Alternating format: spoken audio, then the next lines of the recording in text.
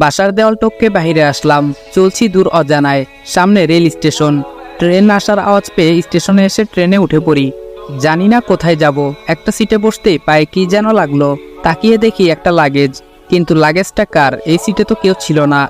জানালা দিয়ে সবুজ প্রকৃতি দেখছি। পরের স্টেশন আসতে আশেপাশের সবাই সিট থেকে নেমে গেল, কিন্তু কেউ লাগেজটা নিল না। মনে হয় কেউ ছেড়ে গেছে। লাগেজটা খুলতেই অবাক হয়ে যাই। লাগেজটা টাকা দিয়ে ভর্তি, কিন্তু এগুলো কার টাকা? দেখি তো লাগেজে কোনো কার্ড বা ঠিকানা আছে কিনা। একটা কাগজ দেখতে পেলাম, সেখানে লেখা, হ্যাঁ তোমাকেই বলছি, সন্ত্রাসীরা আমার পিছু নিয়েছে। জানি হয়তো আমাকে মেরে ফেলবে। প্লিজ টাকাগুলো আমার বাসায় পৌঁছে দিও, নয়তো আমার পরিবার রাস্তায় বসবে। লেখাগুলোর নিচে ঠিকানা দেওয়া। এখন কি করব বুঝতেছি না। এতগুলো টাকাগুলো নিয়ে ঢাকায় চলে আসি। আম্মুর জন্য মনটা কাঁদছে। জানি না আমাকে না পেয়ে আম্মু এখন কি করছে। কাগজে লেখা ওই ঠিকানায় সিএনজি করে যাচ্ছি, আর মনে পড়ছে আম্মুকে। সামনে একটা কার ও পিকআপ মারাত্মক অ্যাক্সিডেন্ট হয়। রক্তাক্ত হয়ে গাড়িতে একজন লোক পড়ে আছে, কিন্তু কেউ এগিয়ে আসছে না। সিএনজিটিকে থামিয়ে দৌড়ে গাড়িটির কাছে গিয়ে লোকটিকে বের করলাম। অনেক জায়গায় আঘাত পেয়েছে, মাথা ফেটে গেছে, পায়েও ক্ষতের সৃষ্টি হয়েছে, রক্ত বের হচ্ছে অনেক। আমি সিএনজি চালক ভাইকে বললাম, ভাইয়া একটু এদিকে আসেন, লোকটিকে হাসপাতালে নিতে হবে। বেশিক্ষণ এভাবে থাকলে লোকটি মারা যাবে। সিএনজি চালক ভাই বলল, ভাই ছাড়ুন তো এসব, আমার আবার আপনাকে নামিয়ে অন্য প্যাসেঞ্জার নিতে হবে, এসব পুলিশ দেখবে, আপনি গাড়িতে উঠুন। আমি বললাম, আপনাকে ডাবল ভাড়া দিব, লোকটিকে নিয়ে আগে হাসপাতালে চলুন। এদিকে লোকটির অবস্থা আরো খারাপ হতে লাগলো। তাড়াতাড়ি সামনের একটা হাসপাতালে নিয়ে আসলাম। ডক্টর লোকটিকে কেবিনে নিয়ে আমাকে বলল, পেশেন্টের অবস্থা খুবই খারাপ, ইমার্জেন্সি অপারেশন করতে হবে। আপনি ওনার কি হন? আমি বললাম, ছেলে। ডক্টর বলল, এখনই ক্যাশ কাউন্টারে 5 লাখ টাকা জমা দিন, আমরা অপারেশন শুরু করে দিচ্ছি, নয়তো ওনাকে বাঁচানো সম্ভব হবে না। আমি বললাম, ওকে ডক্টর, আমি টাকা জমা দিচ্ছি, আপনি অপারেশন শুরু করে দেন। কি করব ভাবছি, আমার কাছে তো 500 টাকাও নাই। এই টাকাগুলো তো আমার না, সবার আগে জীবন বাঁচানো ফরজ, তাই আর কোনো কিছু না ভেবে টাকা জমা দিলাম। লোকটিকে অপারেশন থিয়েটারে নিল। একটু পর নার্স এসে একটা ফোন হাতে ধরিয়ে দিল। নার্স বলল, এই ফোনটা পেশেন্টের কাছে ছিল, আর জরুরি 2 ব্যাগ ও নেগেটিভ রক্তের ব্যবস্থা করুন।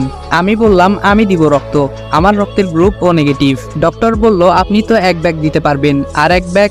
আমি বললাম, ডক্টর আমার শরীর থেকেই 2 ব্যাগ নিন প্লিজ, তাছাড়া আমি এখন রক্ত কই পাবো, আমার শরীর থেকে নিন প্লিজ। ডক্টর বলল, না এটা কি করে হয়। আমি অনেক রিকোয়েস্ট করার পর নিল। কিছুক্ষণ পর রিংটং বেজে উঠল। লোকটির ফোনে ফোন দিচ্ছে, রিসিভ করে সালাম দিলাম। অপর সাইড থেকে বলল, কে আপনি? আমার আব্বুর ফোন আপনার কাছে কেন?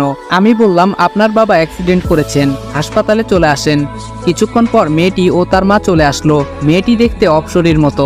মেয়েটি বলল, আপনি ফোন রিসিভ করেছিলেন তাই না? আমি বললাম, হ্যাঁ। মেয়েটির মা বলল, ওনাকে এই হসপিটালে কে এনেছে? আমি বললাম, আমি নিয়ে এসেছি। মেয়েটি বলল, এই ফালতু মার্কা হসপিটালে ভর্তি করতে কে বলেছে আপনাকে? বলেই গালের মধ্যে কষে একটা থাপ্পড় লাগিয়ে দিল। এমন সময় নার্স বেরিয়ে এসে বলল, তাড়াতাড়ি এই মেডিসিনগুলো নিয়ে আসুন। আমি বললাম, আন্টি এই নেন ফোন ও মেডিসিনগুলো তাড়াতাড়ি নিয়ে আসেন। আমি চলে যাই। মেয়েটি বলল, ছোট লোকের বাচ্চা, যা ভাগ। আম্মু কাগজটা আমাকে দাও, আমি নিয়ে আসছি। আমি মনে মনে বললাম, হায়রে মানুষ, ওনার বাবাকে বাঁচাতে কত কি করলাম, আর উনি আমার গায়ে হাত তুললো, অপমান করলো। আমার কপালটাই হয়তো খারাপ, তাই এমন কষ্ট পাই।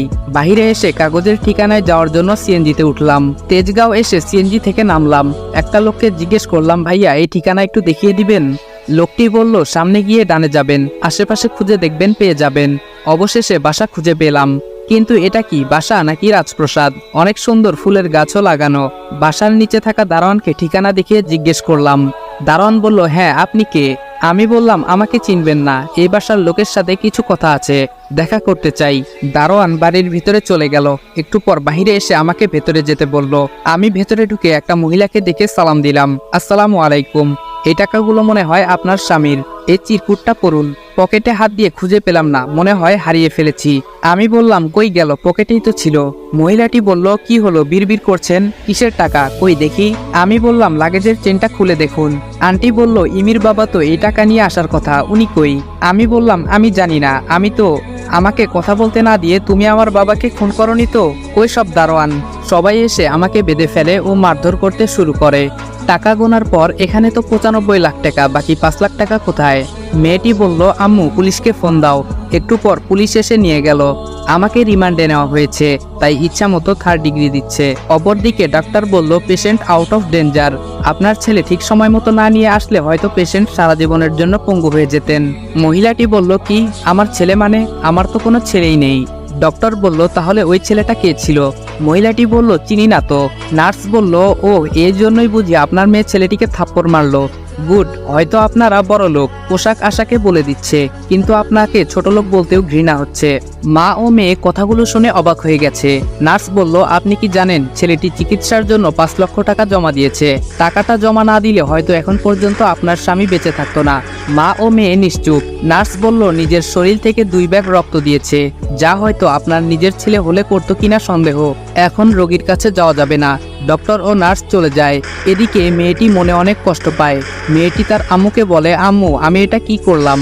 এই কাজের জন্য আমায় আল্লাহ হয়তো ক্ষমা করবে না।